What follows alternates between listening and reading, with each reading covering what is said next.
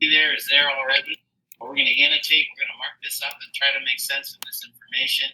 First of all, let's make sure we understand what genetics is as compared to biology, right? When we talk about biology, we're talking more generically or generally about all of life and all of the characteristics. So you can think of genetics as like a subset or a part of biology where we're focused on just how traits get passed from one generation to the next, right? And so you guys know how that happens, right? Maybe we have our first generation, generation one, right? How do those traits get passed from the first generation to the second generation? It's through sexual reproduction and the genes, right? We spent some time before the break talking about how our bodies produce sex cells, right? Sperm cells and egg cells. Those sex cells have genes that are from your genome, right? So they're going to combine together with somebody else's genes to form a unique combination of genes, and that's the next generation. So it's all about the genes. And remember, what molecule are genes made up of? They're made up of DNA, right? And so the DNA is what's getting passed from one generation to the next. You do not inherit all of your mom and dad's proteins. You don't, right? That'd be a lot of molecules to inherit. You get all the instructions, and then your body knows what to do with those instructions to do protein synthesis and make you have all the characteristics that you have. So when we talk about genetics, it's the study of how traits pass from one generation to the next. The traits are coded for by genes. Okay, and remember we said genes are DNA, right?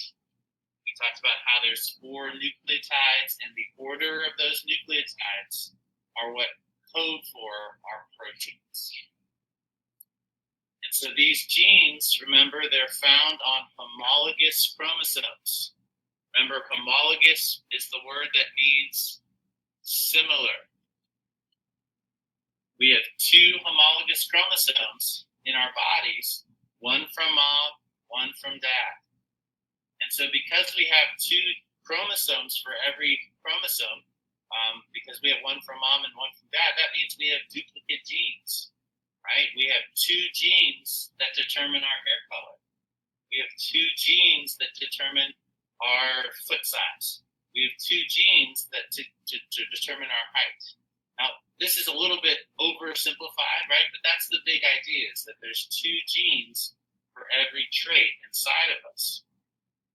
And so the combination of these genes causes you to have the trait that you have.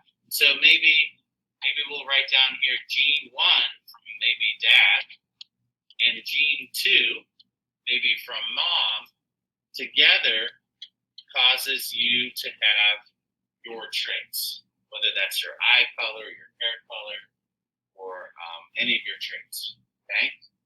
Maybe we want to jot down gene 1, maybe that one came from mom, and gene 2 came from dad, and maybe the trait could be something like your natural hair color, something like that, okay? So we see this pattern happening in our body all over the place, every part of us.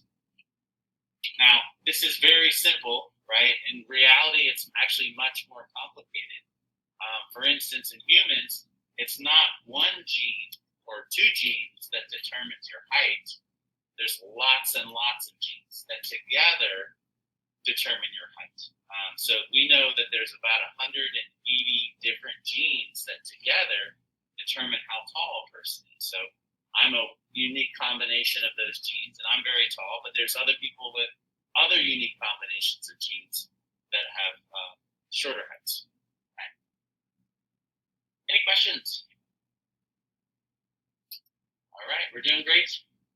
All right, well, let's talk a little bit about the term alleles. I don't think we've talked about alleles yet. Genes versus alleles. Okay? Alleles are genes, so they're the same thing, okay? But alleles are more specific, okay? Let's go ahead and underline 1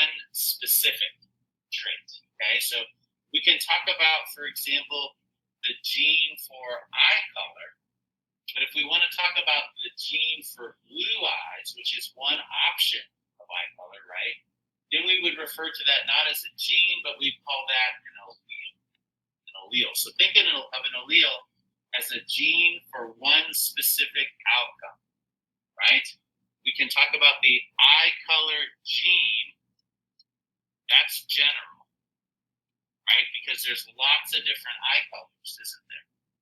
But if we want to talk about one specific eye color, then we're going to talk about the alleles. So that's specific. Brown eye color allele is, again, specific. Hey, Gigi, we just downloaded the 24-1 notes that are on Canvas in the agenda, and we're annotating on those. So diploid organisms, remember diploid means how many? 2, right? 2 of every chromosome. So diploid organisms have one allele on each of their homologous chromosomes, one from mom, one from dad. And so if we want to draw that out, let's maybe draw a chromosome here, and maybe here's another chromosome, right? Maybe this one has the allele for blue eyes, and it came from mom.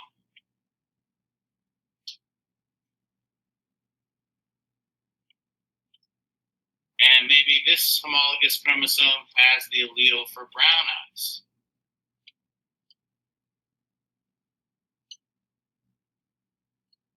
And that came from dad. And so together, these 2 alleles are going to determine what eye color this individual has. Okay? Remember, these 2 chromosomes, we consider them to be homologous. I can't write homologous, so I'm just going to put a little H there.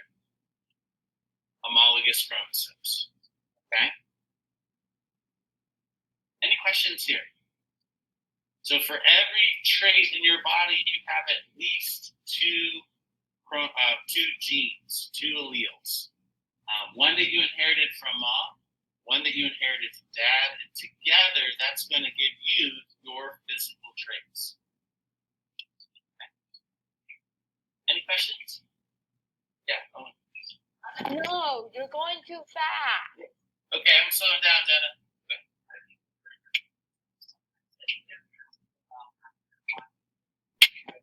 Yes. So, first of all, let me put out a disclaimer. The question is how does red hair work when you can have 2 parents that don't have red hair, right? How to get that? First thing we have to say that in humans, genetics are way more complicated than what I'm talking about here. But the basic ideas hold true. And so this might be a good time to talk about recessive traits or recessive. There's some alleles that are recessive, and that means they can be part of your genetic makeup, but not part of your physical traits. So that's what can happen. Is you could have 2 parents that both, we would call them carriers. They have a recessive allele that they don't express, but then when they go to have kids, their kids could inherit that recessive allele, and then they could express it. So, yeah, that's a great question. Let me just jump in. Guys, let's need to be away. I'm going to start taking them. I know it's rough coming back, so let's need to be away. Yeah, let's put all our phones away. It's just a necessary distraction. We've got one screen in front of us. Okay? Cool. And we're going to take them. Everyone heard that? And then what are we going to do? Well, you'll never know. You'll never know. Right? We might rub them in our armpits. You don't know. Okay, guys. Jenna, do you have enough time there? You good, Jenna? Uh-oh. We lost you. No. You're not good. Okay. I'm still typing. You're typing today. Oh, boy. All right. Okay. Well, while Jenna's typing, let's just talk a little bit about this guy. This guy's famous in biology because he's the first person to think quantitatively or mathematically about how how traits get passed on. People are not. Oftentimes we think. You guys heard of modern snobbery? Snobbery of the modern, right? But the idea is that because this is 2021 and we're alive, that we're smarter than the people that were living in the 1800s, right? Which is not the case, right? We may have more technology, and that actually might make us stupider or more deficient or more reliant. But people have been smart for a long time, and Gregor Mendel is a great noteworthy person in biology because he was the first person to apply the principles of mathematics to how traits get inherited. People understood before Gregor Mendel that if you wanted to have healthy cattle, you didn't allow your sickly cattle to mate, right? You took your best bull and your best cows, and then you mated them, and you got other offspring that were also really healthy. And so people knew how that worked before then, but they didn't know is that there's a mathematical relationship between how traits get passed from one generation to the next. And that's what Gregor Mendel did. He's an interesting character an interesting individual because he was a person that wanted to be a science person, a professor, but he came from a poor family, a farmer. His dad was a farmer who was actually disabled. He was injured as a farmer, and so his family was extremely poor. They basically fed themselves, and that was it. And so in those days, when he lived in the 1800s, if you didn't, 1800s, if you didn't have money, you could still receive an education through the church. And so that was his route or his path, and he hoped to be a scientist, but he ended up being a monk. And as a monk, he had work to do, and he was a gardener. And so he worked in a monastery garden, and he basically gardened with his crops. But while he was doing his gardening, he was always thinking about the mathematical relationships between how traits were passed from generation to generation. So that's what Gregor Mendel is famous for. He died in obscurity. Nobody realized what he had done. He had written it down and he had published it, but nobody realized what he had done or appreciated what he had done until the 20th century, the 1900s.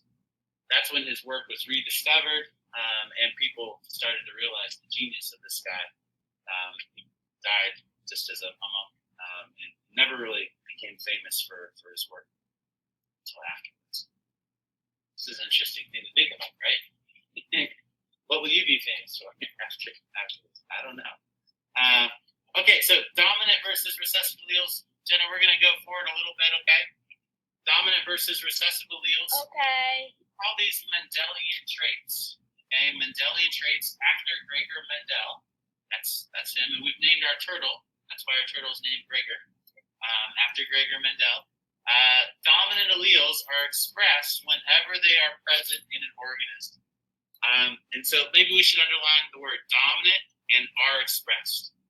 So when we call an allele dominant, that means it wins all the time, right? If you're on a dominant team, like our basketball team, right, Devin?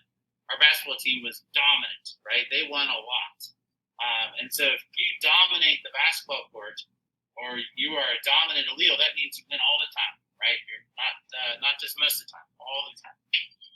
And so dominant alleles always win if they're present in an organism. And so we usually represent these ones by uppercase letters. So for example, a capital R, right? That would represent a dominant allele. Or maybe a capital T would represent a dominant allele. Recessive alleles are expressed only in the absence of the dominant alleles. So recessive alleles only in the absence of dominant alleles. And so that means that there's no dominant allele around, right? Then recessive alleles get to be expressed. So, if you have two really bad basketball teams playing with each other, somebody's going to win, right? There's got to be a winner there. So they're going to win those games. And so this is represented by the same letter as the dominant allele, but in lowercase. So for example, lowercase r, right? Or instead of capital T, it might be lowercase t. So we're going to use these letters so that we're not having to write out a bunch of words all the time. It's going to save us a lot of time. Okay, so dominant is always represented by capital, and recessive is always represented by the same letter, but in lowercase. Okay. Any questions? Dan, you good? You good? Did you get this down? Remember, guys, we're going to write all this down. I'm going to give you points just for following along, okay? All right. Let's continue on the next page here to this idea of genotypes and phenotypes. Genotypes and phenotypes. Okay, when we talk about a person or an organism's genotype, we're talking about their genetic makeup. So genotype, you can see the word gene there, right? This is their genetic makeup. What two alleles does that organism have? And so when we talk about genotypes, if there's just two possible alleles, capital and lowercase, then there are three possible genotypes, right? You could be either big T, little t, or little t, or big T, big T. Those are the only three possible combinations of two different alleles.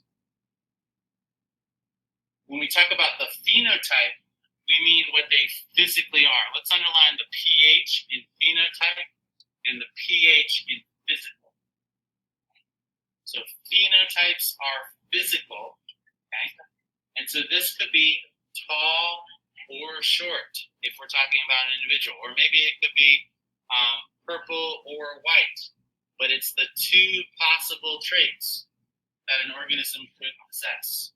So they could be tall or short, or if we're talking about pea plants, they have purple flowers or white flowers, or they could have green peas or yellow peas.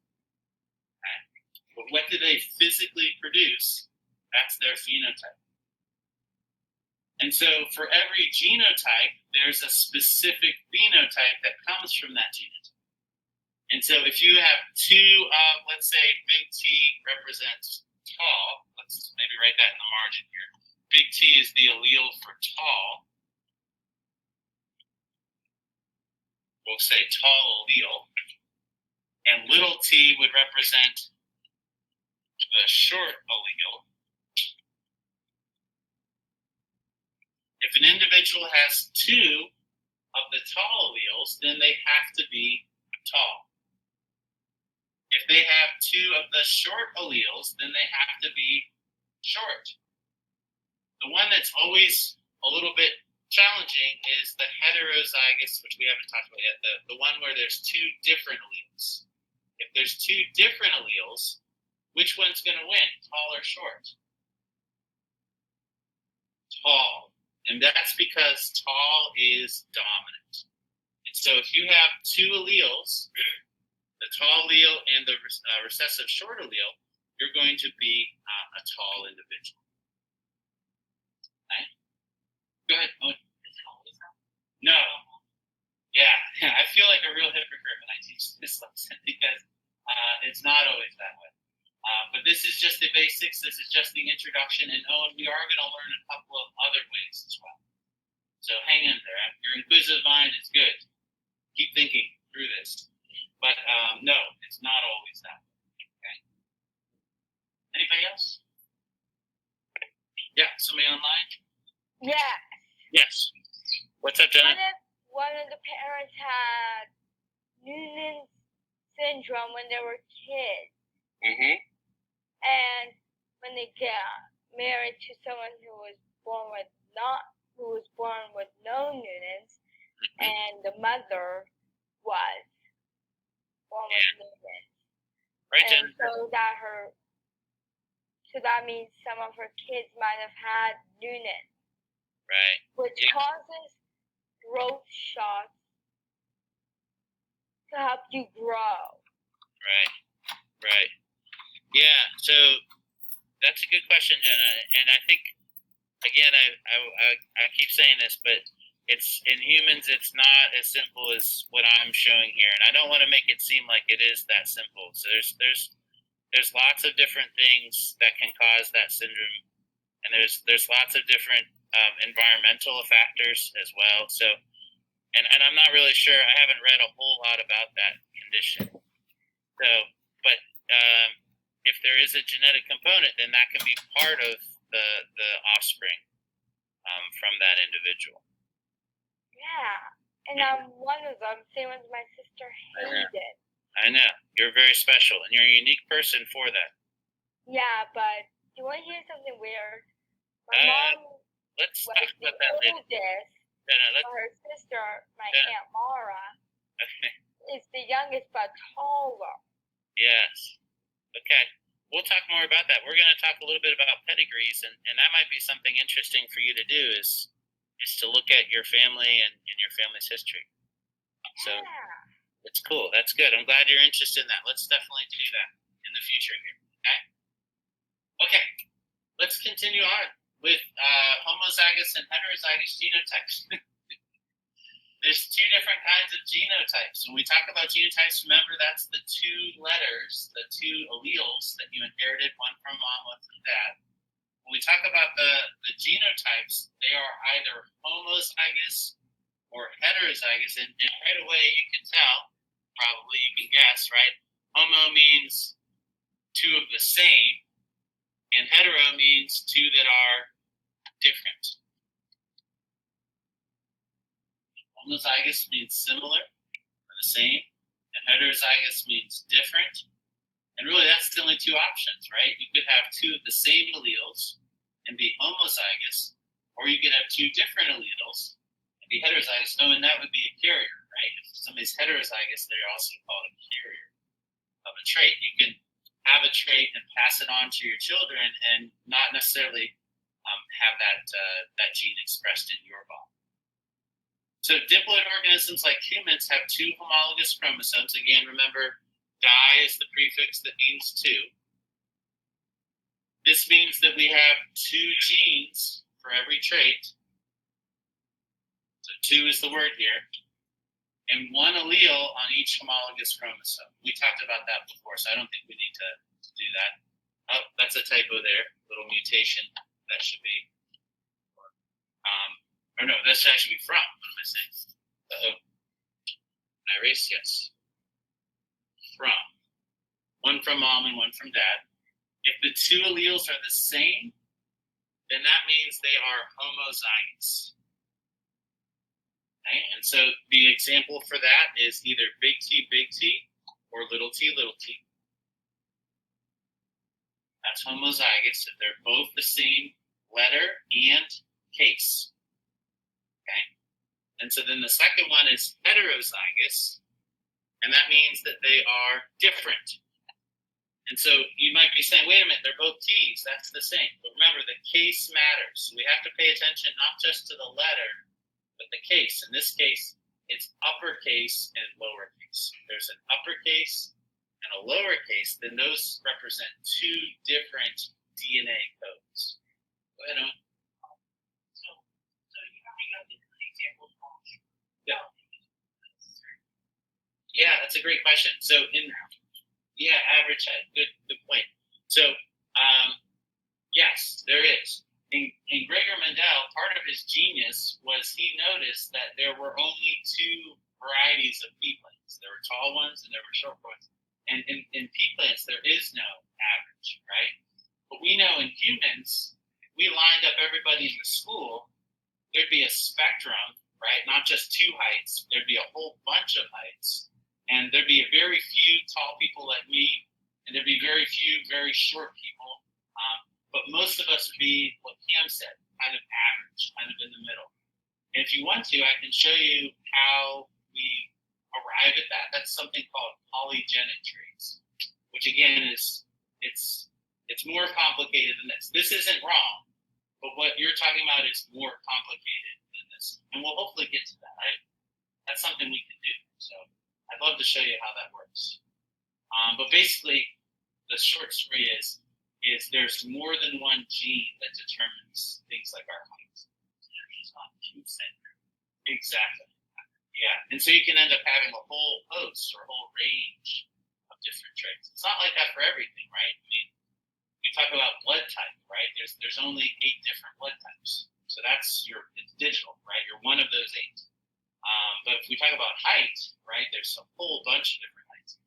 And another thing maybe we should mention too is that you're not just the product of your genes, are you?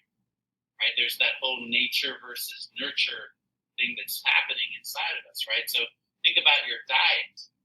Your diet, I mean, we don't always think about that because we have an abundance of food in our country, but some people are really hungry, right? If you're malnourished, that can affect your development.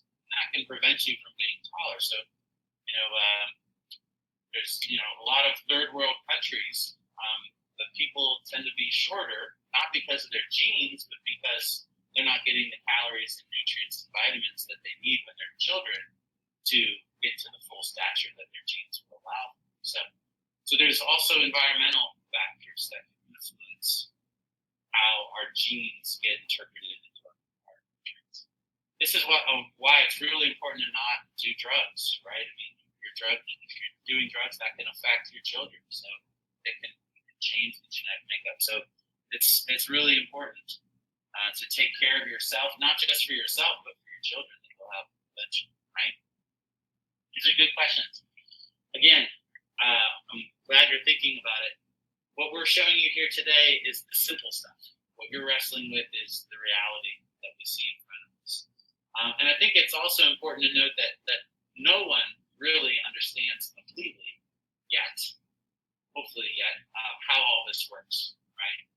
That's what researchers are doing right now. And so if your interest is piqued, maybe you're a researcher.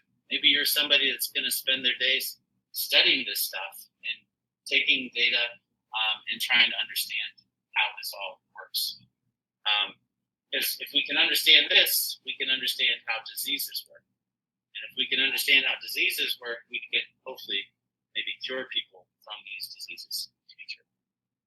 That's the whole field of medicine and research. Okay.